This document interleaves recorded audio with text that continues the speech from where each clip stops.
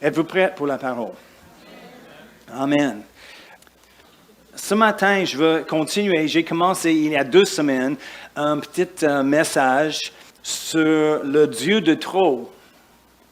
Parce que Dieu est un Dieu de trop. Plus qu'assez. El Shaddai. Okay? Jéhovah Jireh. Les noms dans l'Ancien Testament. Et si vous vous souvenez, j'ai parlé à propos des milliardaires. Rappelez-vous ça? Okay. Il y a 2 semaines, on a parlé juste simplement parce qu'on comprend il y a des personnes dans le monde avec milliards de dollars, plus. Le plus riche, c'est M. Arnault, un Français, en France, et je pense qu'il a 109 milliards de dollars. C'est combien? C'est beaucoup. Mais juste pour illustrer, c'est combien est un milliard. La différence entre 1 million et 1 milliard, c'est beaucoup. Plusieurs de vous travaillent avec les chiffres et l'argent et les choses, vous comprenez un peu plus. Mais juste pour illustrer, si tu as 1 million de dollars et tu vas dépenser 1 000 dollars par jour, tu vas revenir avec rien en combien de temps? Ça prend 3 ans. 1 million de dollars, tu vas dépenser 1 000 dollars chaque jour. 3 ans, c'est fini. Si tu fais la même chose avec 1 milliard, 1 000 dollars par jour, tu sais, ça prend combien de temps? 2740 années. C'est la différence entre 1 million et 1 milliard. 2000, c'était avant Jésus était ici. Où on a dit, si tu dépenses 5 000 par jour pour dépenser juste 1 milliard. M. Arnault, il a 109 milliards. Mais juste 1 milliard. On peut prendre juste 1 milliard de lui, il ne manquerait de rien. J'ai pensé, 108, 109, c'est beaucoup. Mais si on prend 1 milliard et on dépense 5 000 dollars par jour, ça prend plus que 500 ans pour dépenser tout. Juste pour compter, 1, 2, 3, 4, 5, 1 milliard. Dors pas, mange pas, 24 heures, 7 jours par semaine. Ça prend combien? Juste pour compter. Si on peut dire, quand chaque chiffre, on donne 3 secondes pour chaque chiffre. 1, 2, 3, c'est facile. Mais quand tu commences 2 775 000, ça prend quelques secondes. Mais on va dire réduire à 3 secondes chaque chiffre. Juste pour compter, ça prend 95 années. Juste pour compter. Un milliard. Juste pour donner une idée, c'est combien 1 milliard. Et il y a les personnes, même au Québec, avec plus qu'1 milliard de dollars. Et on a regardé juste rapidement Lino Saputo, le monsieur avec le fromage, Saputo, fromage, sa valeur est 5 milliards. Alain Bouchard, M. Couche-Tard, il a plusieurs milliards. Jean Coutu, même chose. Pierre Carl, Guy Laliberté, de plusieurs choses. Et on parlait, il a un jet, un avion avec un moteur de Rolls-Royce qui coûte 51 millions. Imagine, plusieurs ne gagnent pas 50 millions dans leur vie. OK? C'est pas pour critiquer les autres, mais c'est quoi le point? Juste pour dire, on n'a pas l'argent parce qu'il y a un manque de l'argent dans le monde. Tu comprends? Il y a beaucoup, il y a plus qu'assez de l'argent partout dans le monde. Et pourquoi tu ne peux pas en avoir un peu plus? C'est la question. Mais pasteur, Parce que j'ai grandi c'est drôle, parce que j'ai parlé avec mon frère hier pour ma fête. Un de mes frères il m'a appelé. Et il dit, qu'est-ce que tu fais? Oh, je prépare les choses pour demain, terminer les choses. Oh, tu vas prêcher quoi? Je dis, oh non. Parce que j'ai grandi dans une église traditionnelle. Il est toujours là. Je dis, oh, des finances. Je n'ai pas dit la prospérité, les choses. Parce qu'on a grandi, c'est vulgaire à l'église de parler au sujet de l'argent. Je dis, oh, tu sais, le dîme et les choses comme ça. Il m'a dit, c'est ma plus grande frère, il dit, quel verset dit cela? Je dis, oh. Il y a trop. Plusieurs parlent des finances. En fait, la Bible parle au sujet de l'argent plus que 800 fois dans la Bible. Les autres choses sont moins, mais de l'argent. Et Dieu n'est pas contre l'argent, l'or et l'argent. Quelqu'un dit, oh, OK, j'arrive dans une des églises de prospérité. Oh, désolé, tu cherches une église de pauvreté, je m'excuse. Non, tu comprends. Et on comprend, il y a les erreurs dans le message de prospérité. Mais récemment, j'avais le privilège d'enseigner à Rhema Haïti par Zoom et mon cours, il m'a donné, était la prospérité. Et j'ai dit, wow, quel privilège de prêcher les étudiants ici ou en Haïti ou n'importe où, la doctrine et qu'est-ce que la Bible dit au sujet de prospérité. Et souvent les personnes disent, oh, c'est un évangile américain. Non, je ne suis pas intéressé. Qu'est-ce que les Américains disent? Qu'est-ce que la Bible dit au sujet de l'argent, la prospérité, la pauvreté? Tu comprends que Dieu est contre la pauvreté? Pas contre les pauvres, mais contre la pauvreté. J'ai rencontré un monsieur ici au Québec et il a dit, oh, je crois vraiment Dieu a un plan pour tout le monde. Il y a certains qui sont appelés d'être pauvres et certains qui sont appelés d'être riches. Vous voulez deviner, il était lequel? Il n'était pas pauvre. Riche, je ne sais pas, mais il n'était absolument pas pauvre. Mais j'ai commencé la dernière fois où on a terminé avec cela, deux versets que j'aime, il y a plusieurs, mais deux versets qui nous montrent l'attitude de Dieu vers la pauvreté. Proverbe 10 et verset 15. Et certainement, il y a les avertissements pour les riches, mais juste parce qu'on voit les excès ou les erreurs, ce n'est pas une excuse pour nous d'éviter la vérité. Et choisis une doctrine de la Bible. Chaque doctrine, la doctrine du salut, du Saint-Esprit, de délivrance ou n'importe quelle chose, il y a toujours les erreurs, les extrêmes à gauche et à droite. Mais on a besoin de rester au milieu de la chemin. Qu'est-ce que la Bible dit? N'est-ce pas? Pas qu'est-ce que la Bible dit selon notre ancienne doctrine, selon la tradition, mais qu'est-ce que la Bible dit vraiment? Pour plusieurs années, j'ai vu certaines écritures avec mes lunettes de mon ancienne église.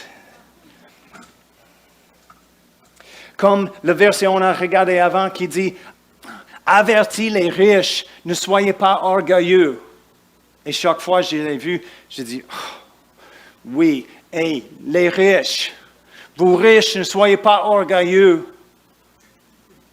Et un jour, le Saint-Esprit, dans l'intérieur, parle avec moi et il a dit, pourquoi c'est toujours les autres?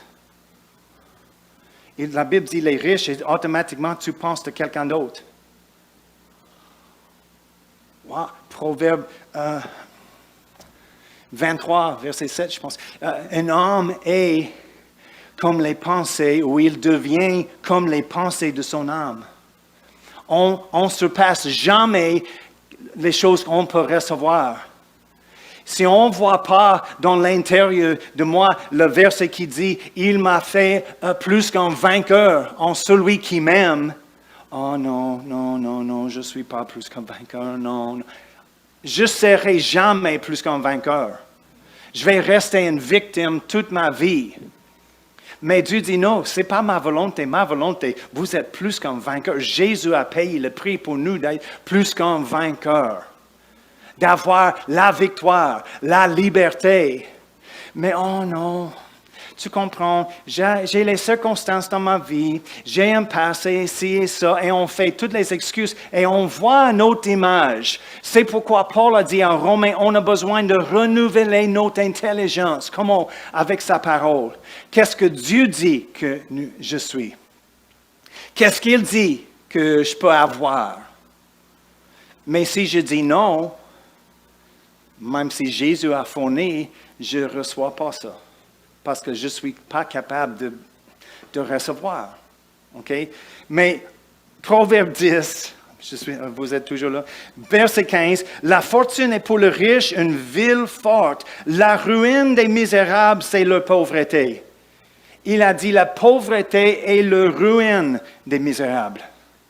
Psaume 113, versets 7 et 8. Psaume 113, versets 7 et 8 dit, « De la poussière, il retire le pauvre. » J'étais enseigné, il pousse les personnes dans la poussière, parce que c'est sa volonté. Non, de la poussière, il retire le pauvre. Du fumier, il relève l'indigent pour les faire asseoir avec les grands de son peuple. Les grands, c'est qui? Les personnes d'influence. C'est les grands.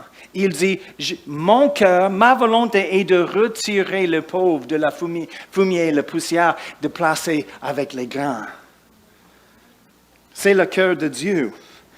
Jésus a dit à Luc, verset 17, quand il est arrivé au synagogue, il a trouvé la place, il a cherché un verset en particulier, en Ésaïe. Il a lu le verset. Et il a dit, aujourd'hui c'est accompli devant vous. Qu'est-ce qu'il a dit? Verset 18, Luc 4, 18. L'Esprit du Seigneur est sur moi parce qu'il m'a oint pour annoncer une bonne nouvelle aux pauvres. La première partie de ce passage, c'est les bonnes nouvelles aux pauvres. Et aux aveugles, le recouvrement de la vue pour renvoyer libres les opprimés, pour publier une année de grâce du Seigneur. Il parlait au sujet de l'année de jubilé. Et Jésus a dit, je suis lui qui est ici pour annoncer l'année de jubilé en permanence. C'est pas juste 7 ans, chaque 7 ans, chaque 50 ans, le grand jubilé, mais pour toujours. Et c'était quoi? C'était un pardon de toutes les dettes. Toutes les dettes étaient annulées. Le terre a resté en repos pour l'année de jubilé. Si quelqu'un était pauvre, c'était nécessaire de vendre leur terrain, qui était leur héritage, Dieu a donné à chaque tribu. Il appartient, on a les dettes, nous sommes en trouble, j'ai besoin de vendre mon territoire, mon héritage. C'était retourné. Et des fois, c'était pire que ça. Pas juste le train, mais ils ont vendu leurs enfants ou eux-mêmes en servitude pour payer leurs dettes. Toutes les dettes, l'année de jubilé, étaient annulées. C'est pourquoi, première chose, il a dit, les bonnes nouvelles aux pauvres, c'est quoi? Toutes les dettes sont terminées. C'est fini. Retournez à votre héritage. Et Jésus, tradition dit, Jésus était pauvre. Mais ce n'est pas vrai. Pourquoi Dieu veut choisir quelqu'un pauvre d'annoncer les bonnes nouvelles aux pauvres? Tu es libre de la pauvreté. As-tu quelque chose pour moi, s'il vous plaît? Mais c'est l'Église aujourd'hui, toujours avec la main. Oh, c'est pour l'Église. Nous sommes pauvres, nous ne sommes pas capables de payer les factures, donc on va faire quelque chose pour les enfants de l'Église. Peux-tu donner les hot dogs? Je déteste cela. L'Église est appelée d'être bénie pour bénir les autres. On peut payer pour les choses. Ce n'est pas nécessaire de demander les choses gratuitement parce que nous sommes le peuple de Dieu. Regardez dans l'Ancien Testament avec nous. Je n'ai pas le temps, mais peut-être chaque semaine pendant l'offrande, j'ai une prédication, 14 raisons Jésus n'était pas pauvre. Oh, mais il n'avait pas une place pour sa tête. Oh, il y a une raison, il a dit cela, ce n'était pas à cause de la pauvreté. D'accord? Mais laisse-moi, je vais donner une description de pauvreté. Et tu me dis si tu pensais la volonté de Dieu pour ses enfants. Ou si Jésus était comme ça. Pauvreté, ça veut dire sans ressources. Oh, on chante tout le temps. Nous sommes sans ressources. Non, jamais. Sans ressources, inférieurs, indigents, nécessiteux ou dans le besoin. Appauvri, faible. C'est une image de Jésus, n'est-ce pas? Pitoyable. Oui, sur la croix. Et la Bible dit, il s'est fait pauvre. Ou sur la croix. Et la Bible dit, il était pitoyable. Mais dans sa vie, non, tout le monde dit, ah, wow, il parle avec puissance. Ah, même les démons obéissent. Pitoyable. Manquer de quelque chose, insuffisant. C'est la pauvreté. Pauvre, insuffisant. Est-ce qu'on a besoin d'écrire un chant, Dieu l'insuffisant? Tout suffisant. Jéhovah Jireh. Amen. Qu'est-ce que je fais? Je veux qu'on change notre idée de Dieu et sa volonté. Parce que nous avons les choses à accomplir. Et ce n'est pas pour mettre la pression sur quelqu'un, pour donner quelque chose. Pas du tout. Mais nous tous, on a besoin de monter au prochain niveau dans notre prospérité, dans la provision de Dieu. Les choses qu'il a pour nous. OK? Jésus avait une bonne attitude vers l'argent. Et l'argent est simplement, quoi? Je dis des fois, un outil. Je contrôle l'argent, il ne me contrôle pas.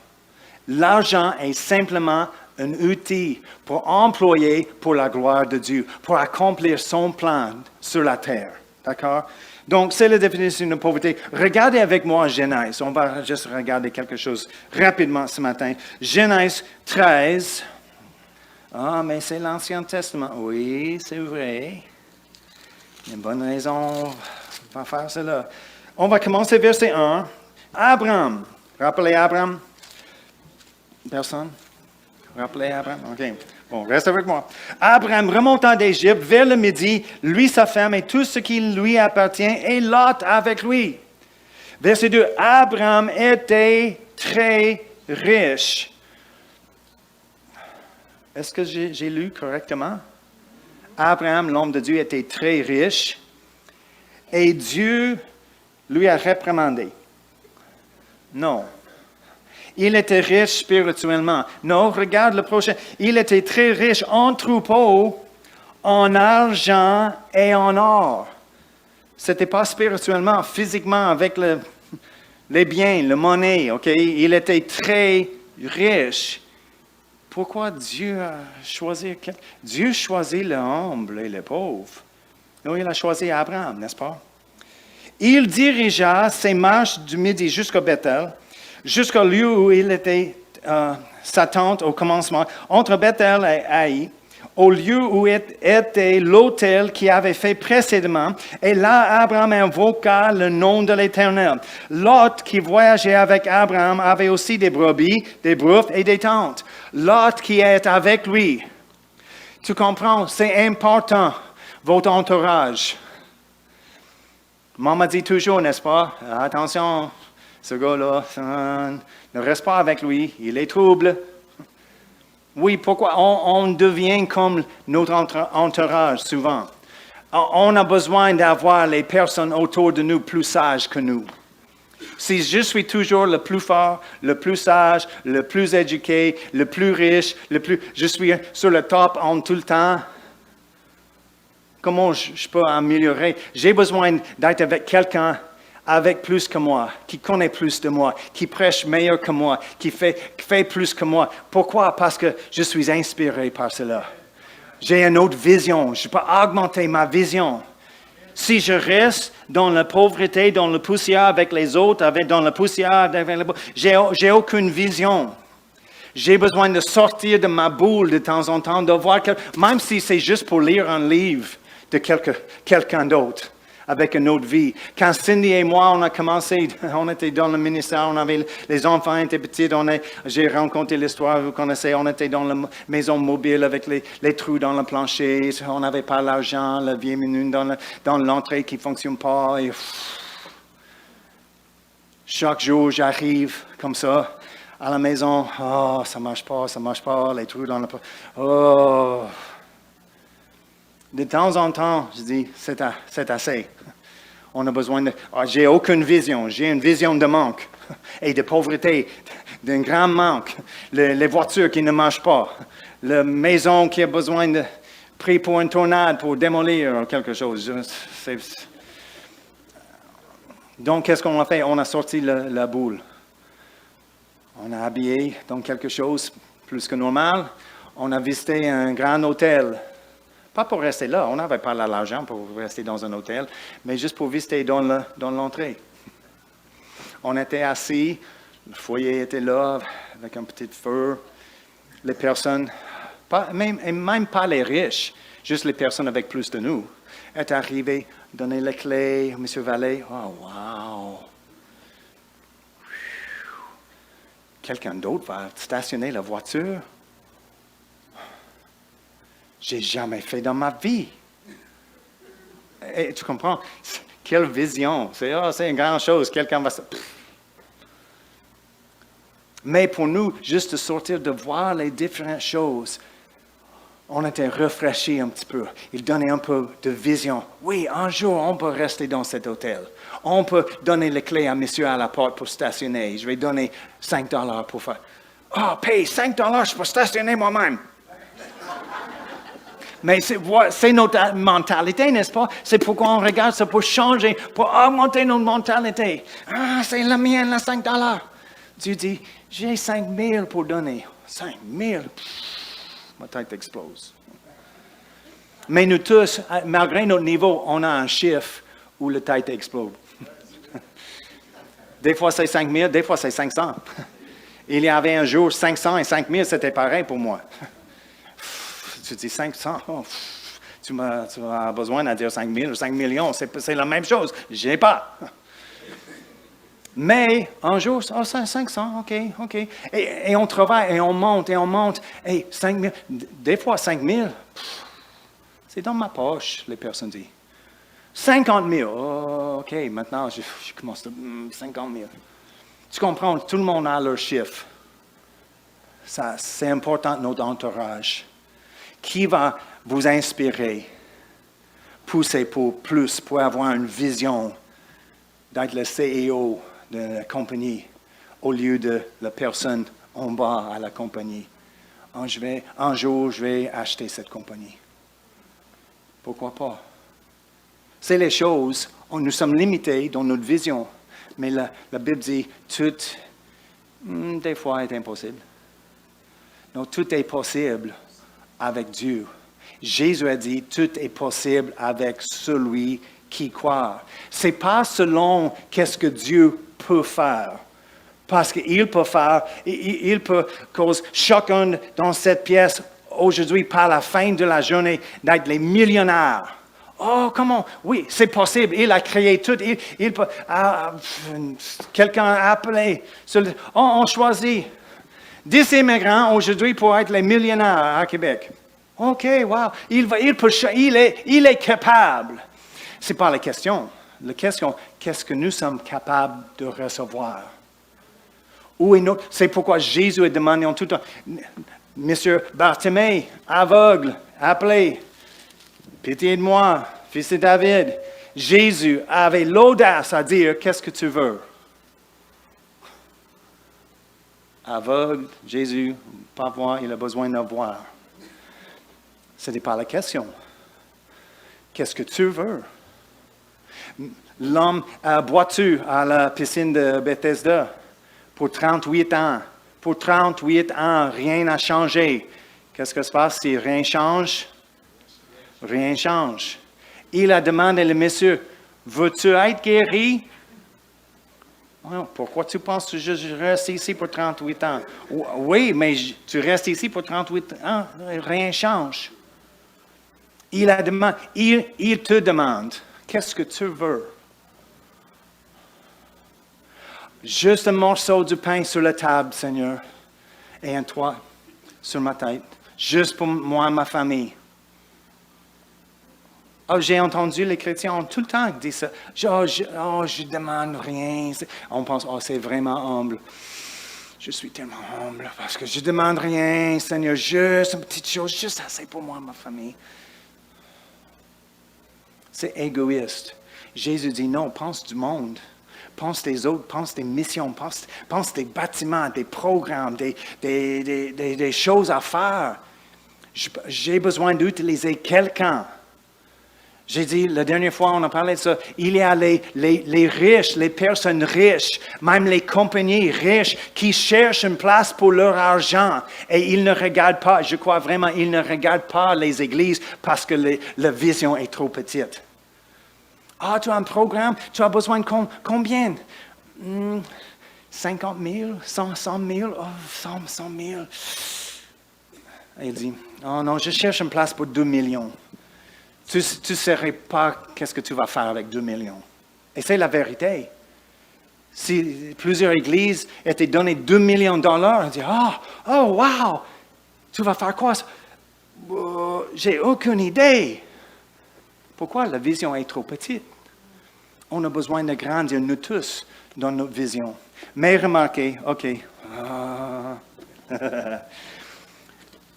Verset, nous sommes là, 13. Genèse 13, verset 5. Lot, qui voyageait avec Abraham, avait aussi des brebis, des bœufs et des tentes, et la contrée était insuffisante pour qu'ils demeurassent ensemble, que leurs biens étaient si considérables qu'ils ne pouvaient demeurer ensemble. Ils étaient bénis par Dieu trop. Le pays, le contrée n'était pas assez pour les deux d'être ensemble. Suzy, désolé, vous êtes interdit de placer votre argent à ma banque parce qu'il n'avait pas assez d'assurance dans les choses pour votre argent et la mienne ensemble. Vous avez besoin de choisir une autre banque. Imaginez. Ils étaient trop bénis de vivre ensemble. Et donc, ils sont séparés. Regardez Genèse 26, juste rapidement. On voit la même chose, vraiment, avec Isaac. Versets 12 à 14. Isaac sema dans ce pays et il recueillit cette année le centuple. Pendant la famine, il a semé. Ce n'est pas le temps pour semer. Il a semé dans la famine. Il a reçu une récolte de centuple, car l'Éternel le bénit. Cet homme devint riche et il alla s'enrichissant de plus en plus jusqu'à ce qu'il devienne fort riche. Il avait des troupeaux de menu bétail et des troupeaux de gros bétail et un grand nombre de serviteurs. Aussi les Philistins lui portèrent envie. Le monde était envieux de lui parce qu'il était béni par Dieu. Mais aujourd'hui, l'Église, nous sommes envieux du monde parce qu'ils sont enrichis par l'ennemi.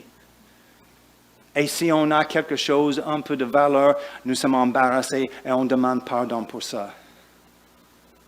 Ce n'est pas pour dire qu'on a besoin d'être égoïste, hey, garde mes choses, garde ma grande voiture. Non, pas du tout. Mais si on ne change pas notre attitude vers l'argent et les choses que Dieu veut faire, on n'aura jamais la capacité de faire les grandes choses parce qu'on va garder notre ancienne mentalité. Dieu est le Dieu de trop. Isaac, Jacob et Esau, ils n'étaient pas capables d'être ensemble. Ils avaient les grands troupeaux. Encore et encore. En Lévitique, il dit, tu vas manger l'ancienne récolte quand le nouveau arrive. Et tu as besoin de dépenser l'ancien pour faire espace pour le nouveau. C'est un superflu, trop, Oui, je suis en train de manger la récolte. Oui, et c'est le temps pour le prochain. Prends. C'est pas le vidange, c'est pas les mauvaises choses. C'est juste l'année passée parce que le nouveau arrive et on a besoin de faire place. Qu'est-ce qu'on fait? Rappelez, Jésus a parlé au sujet l'homme qui dit, j'ai pas assez. Je vais bâtir les plus grandes remises pour tous mes stocks. Je vais dire, OK, on va manger et boire et soyez contente. Mon âme est satisfaite. Et Jésus dit, fou! On ne ramasse pas les choses pour nous-mêmes. On peut donner. Qui a besoin? J'ai les choses, le stock. Encore, ce n'est pas le vidange. C'est juste de l'année passée parce que l'inventoire arrive pour cette année. Qui a besoin d'un nouveau habit, une robe, des chaussures, une autre voiture, des choses? Béni d'être une bénédiction, n'est-ce pas? Et même si tu penses, je suis très, très, très loin de ça, c'est pourquoi on parle de ça, pour monter. On monte pas comme ça, mais juste le prochain niveau. Le prochain niveau. De foi en foi, de gloire en gloire, juste un peu à la fois. Et on commence à être généreux avec les choses qu'on a. On a $10 et je suis quelque part, quelqu'un a un besoin. Laisse-moi. Grand-maman, je vais payer pour ça. Oh non, je suis béni. Dieu m'aime et il t'aime aussi. C'est juste un cantaloupe. C'est un cantaloupe? Le melon. Oh oui, Dieu aime que tu vas manger le melon. Tu comprends? C'est rien. Mais il parle d'amour. Le soin de notre Père pour quelqu'un. Et c'est les choses importantes. On n'a pas le temps ce matin de parler au sujet des poissons. On en a déjà parlé de poissons. Quand Pierre empruntait le bateau à Jésus, il dit, c'est encore pour les poissons. Les filets étaient remplis avec trop. Ensuite, le bateau était rempli avec trop. Le 2 poissons, 5 pains. Dieu comprend combien de personnes, comment de diviser exactement pour tout le monde. Ils ont ramassé 12 pains, plus qu'ils ont commencé avec. Ils ont ramassé 12 paniers de trop. Il est capable, infiniment au-delà, Éphésiens 3, 20. Infiniment au-delà, c'est quoi? C'est trop. Psaume 23, verset 5, ma coupe déborde. C'est trop. Dieu n'est pas ignorant, il comprend combien marche dans la coupe, combien de poissons multipliés, combien le bateau peut supporter. Mais ce n'est pas sa nature. Sa nature est trop. Rappelez, Jésus est venu pour la vie en abondance, pour donner les brebis la vie et la vie en abondance. Le mot exact, littéralement, dit excessif. Oh non, on va éviter l'excès. Non, Dieu aime l'excès. On veut éviter l'erreur. L'amour de l'argent est la racine de tout mot. Mais l'argent seul est un outil simplement on va employer pour la gloire de Dieu. Mais ce n'est pas possible si on n'a rien. Rappelez Jabez, dans l'Ancien Testament, Jabez en anglais. Il a demandé pour plus. Quelle audace! On a besoin de changer notre tradition de humilité. Rien. Non, donne-moi plus, Seigneur, parce que j'ai plus à faire pour toi. Pour toute bonne œuvre, la Bible dit. Multiplier, fournir pour toute bonne œuvre. Tous vos besoins rencontrés avec abondance pour toute bonne œuvre. 2 Corinthiens. Donc, je vous encourage, étirez votre foi, demande comme Jabez. Plus, Seigneur, augmente-moi. C'est comme il a dit. Augmente-moi. Ajoute dans ma vie.